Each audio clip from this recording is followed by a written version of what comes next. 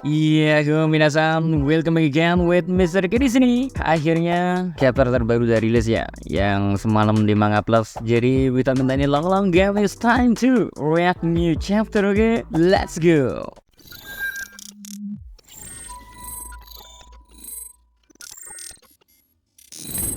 Judul chapter terbaru versi resmi atau versi Manga Plusnya, Luffy melawan Kizaru. Ya, kalau judulnya udah modelan kayak gini, kita udah bisa tebak kan, hampir seluruh chapter berarti ya bakalan diisi oleh momen pertarungan dari Orb bekas Shinjo melawan Admiral Angkatan Laut.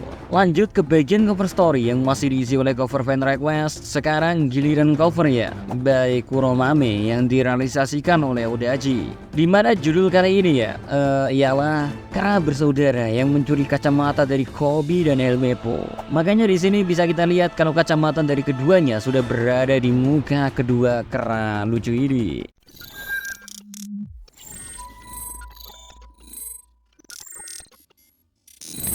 And now masuk ke menu utama yang langsung melanjutkan momen pertarungan setelah Luffy berhasil menangkap Admiral Kizaru dengan wujud Gear 5-nya. Masih sambil tertawa ya, Luffy melihat sang Admiral yang berada di genggaman tangannya, lalu tak lama dia pun memutarkan tangan kirinya itu dengan sangat cepat. Anehnya Kizaru di sini hanya memberikan ekspresi datar biasa, padahal kalau karakter-karakter lain udah ngelihat Luffy di wujud Gear 5-nya, biasanya Odachi akan langsung membuat mereka ikut memiliki ekspresi layaknya kartu. Tapi hal ini kayaknya nggak berlaku terhadap Borsalino sehingga menarik untuk ditunggu apakah Oda Sensei memiliki rencana kali ini atau nantinya kita bakalan dijelaskan sesuatu. But yang pasti setelah Luffy memutarkan tangannya layaknya wahana kura-kura, dia lanjut melemparkan Kizaru dengan sekuat tenaga, yang mana melihat Kizaru terbang menjauh dari Pulau Gap. Hal itu membuat Luffy kembali tertawa sambil berkata, dia terbang jauh deh. Melihat Luffy yang menghadapi Kizaru, orang-orang di ruang kontrol pun merasa kalau ini waktunya bagi mereka untuk pergi dan membiarkan Luffy untuk menahan Kizaru. Di situ Chopper yang melihat Atlas bersiap untuk pergi ya. Chopper pun bertanya kemana Atlas akan pergi. Dan Atlas menjawab kalau dia bakalan turun ke bawah lalu mencoba untuk mengambil kendali perintah dari Pacifista. Karena bahkan menurut Dr. Vegapunk sendiri, siapapun yang bisa membuat Pacifista berada di pihak mereka, maka mereka lah orang yang akan memenangkan pertarungan ini. Ya, menarik memang untuk kita lihat seberapa kuat sebenarnya upgrade yang diterima oleh Pacifista. Karena kalau dilihat ke belakang ya, kalau kemunculan perdana Pacifista aja udah bisa bikin bajak laut di generasi terburuk kesulitan, maka wajar kalau Pacifista yang sekarang pun bakalan terasa jauh lebih kuat layaknya kemunculan pertama mereka yang sangat nyusahin. But yang sebenarnya menjadi tanda tanya adalah mengapa Seraphim yang kemungkinan jauh lebih kuat dibandingkan Pacifista tidak dicoba dimanfaatkan oleh Dr. Vegapunk juga. Apakah ini karena otoritas hierarki yang kita ketahui? Pasalnya kalau Seraphim yang memegang kendali teratas adalah para tetua Gorose. Sedangkan kita tahu kan kalau di Pulau Egghead sekarang Sanjay Garcia Saturn ikut datang. So, walau coba dimanfaatkan untuk berpihak kepada mereka, pada akhirnya salah satu tetua Gorose bisa menimpa perintah dan Seraphim malah berbalik menyerang. Berbeda dengan Pacifista yang kendali teratasnya berada di Dr. Vegapunk sendiri. Lalu balik fokus lagi ke Atlas yang awalnya udah mau pergi, tapi dia ditahan oleh Stella karena Vegapunk ingin ikut turun ke bawah. Walau keputusan itu gak disetujui oleh Usopp karena tujuan mereka itu menyelamatkannya, sehingga membuat Dr. Vegapunk turun ke bawah terlalu beresiko untuk keselamatannya. Tapi di sini ya dijelasin kalau Atlas berniat untuk menimpa kendali dari Pacifista, sedangkan Dr. Vegapunk memiliki niat untuk menyelamatkan Bonnie. Secara kita tahu kan Bonnie habis ditendang ke bawah oleh Kizaru, dan mengingat pelindung laser yang masih nyala, wajar jika Vegapunk khawatir dengan kondisi dari Bonnie. Makanya Franky yang berada di sana ketika Bonnie ditendang oleh Kizaru pun kayaknya bakal ikut turun ke bawah karena dia merasa bersalah. Sedangkan Sanji yang gak bisa mendengar ada cewek terluka, dia pasti pengen langsung ikut. Berbeda dengan Jinbei yang sudah siap dengan barang bawaan Dr. Vegapunk, dia bakalan langsung menuju ke gerbang belakang pulau. Sementara itu di bawah atau tepatnya di Fabio Pass, kondisi terlihat sangat kacau setelah pasukan angkatan laut masuk ke sono. Beberapa dari mereka bahkan terlihat sudah ada yang menjadi bayi atau kakek-kakek, yang menjadi bukti kalau Bonnie berada di sana dan sempat bertarung bertarung dengan beberapa angkatan laut. Bahkan Bonnie sendiri sekarang kondisinya dipenuhi luka dan sedang bersembunyi di balik reruntuhan. Sedangkan Sentomaru sudah babak belur ternyata masih sempat menangkap Bonnie agar mendarat di pelukannya. Bahkan Sentomaru memperingati Bonnie kalau angkatan laut sedang menuju ke sini sehingga Bonnie sebaiknya pergi menjauh. Hal yang mungkin gak pernah kita expect bakal keluar dari mulut Sentomaru yang kita ketahui kan penuh akan keadilan dan gak pernah mau bekerja sama dengan bajak laut. Tapi sekarang hal itu berubah semenjak Paman Tang sudah menjadi incaran pemerintahan dunia. Malahan ya Sentomaru yang kondisi sudah terkapar, dia sekarang sudah ditemukan oleh para angkatan laut yang masuk ke Pulau Egea. Nah, di tengah kepungan dari angkatan laut,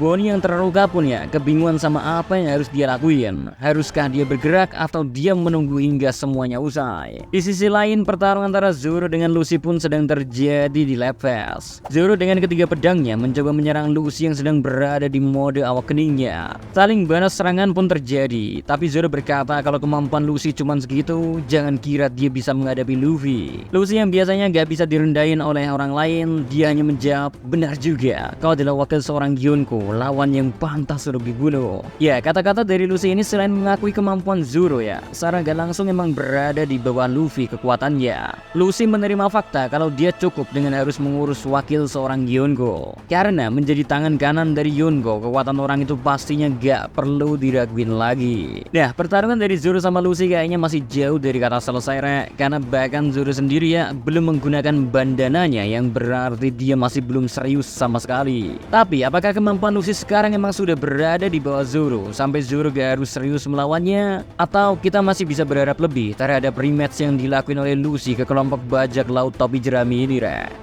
Kita tunggu aja lah. Sebalik dikasih lihat ya kondisi Kizaru yang sedang terlempar ke arah laut. Di momen itu Kizaru sadar kalau dia diem aja ya dirinya bakal tenggelam ke lautan. Makanya Kizaru langsung menggunakan teknik Yasakani no Maketama, di mana dia membelah dirinya menjadi partikel-partikel cahaya yang kecil. Namun uniknya bukannya kembali menjadi satu orang doang. Sekarang layaknya menggunakan kaki bunsin, Kizaru kembali ke hadapan Luffy dengan banyak bayangan. Hal yang tentu membuat Luffy langsung terkejut. Cuman Kizaru gak mau menghentikan momentumnya di situ aja, karena dia lanjut menggunakan Ame no Murakumo atau pedang cahaya miliknya. Serangan pedang milik Kizaru itu sukses mengenai bagian pelipis dari Luffy, sementara Luffy mencoba membalas dengan tendangan kaki kanan.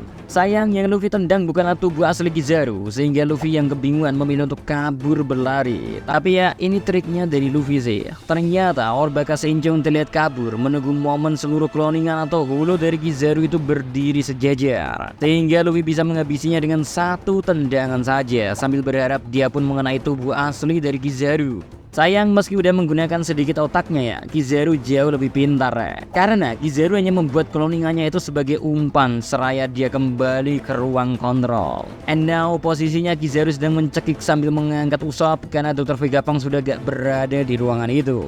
Gak lama ya Dr. Vegapunk muncul bersama Atlas menggunakan kendaraan buatan yang bernama Vega Tanks. Barulah Sanji yang ingin ikut menyelamatkan Bonnie, dia pun melompat ke atas Vega Tanks dan meminta izin untuk ikut naik bersama. Di momen itu satu detail menarik tentang seberapa khawatirnya Vegapunk kepada Bonnie diperlihatin. Soalnya Vegapunk bilang kalau dia ingin segera menolong Bonnie karena dia gak mau membiarkan seorang anak kecil sepertinya terbunuh di sini.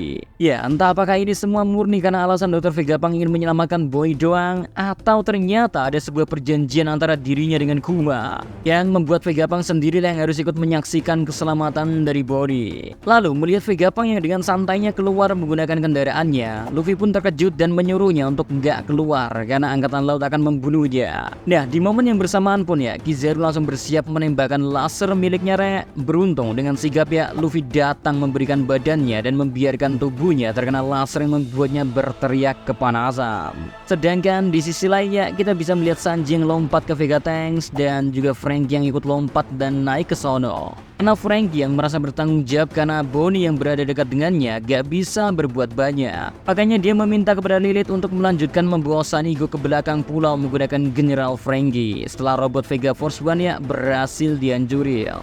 Lalu lanjut ya, momen keluarnya Vegapunk dengan berani turun ke bawah langsung disiarkan. Di sana kita bisa mendengar laporan kalau Dr. Vegapunk telah turun dari tingkat atas Lab Fest. Sedangkan untuk mempermulus perjalanan dari Dr. Vegapunk ya, Frontier Dome pun sedang dicoba untuk laut dibuka sebagian lalu kembali ditutup. Atlas yang sejak awal mencoba menulis kembali perintah dari pacifista, dia pun berteriak sekuat tenaga dan bilang kepada seluruh pacifista, ini adalah perintah baru dari Vegapunk. Habisi semua prajurit angkatan laut yang ada di pulau ini. Perintah itu kayaknya langsung sampai dan akan didengar oleh para pacifista karena kita diperlihatin kan kalau mereka menerima sinyalnya. Momen pun ditutup dengan memperlihatkan Sanjay Garcia Saturn yang ekspresinya cukup ambigu. Ya, apakah dengan berita turunnya Dr. Vegapunk dari Lapes akan dimanfaatkan oleh pihak angkatan laut untuk menyerang secara alien termasuk sang tetua Guroshi juga? Karena keberadaan Sanji di sana pun ya harusnya memicu sebuah pertarungan yang setidaknya Wakil Admiral akan terlibat di sono. Makanya bakalan menarik untuk kita tunggu bakalan seperti apa chapter selanjutnya Rek. Karena apakah posisi sekarang terbalik dan kemungkinan Vegapunk kabur semakin tinggi atau malah sebaliknya, apa yang Vegapunk lakuin dengan turun ke bawah merupakan bumerang yang akan mencelakai dirinya sendiri. Wow, ini menarik sih.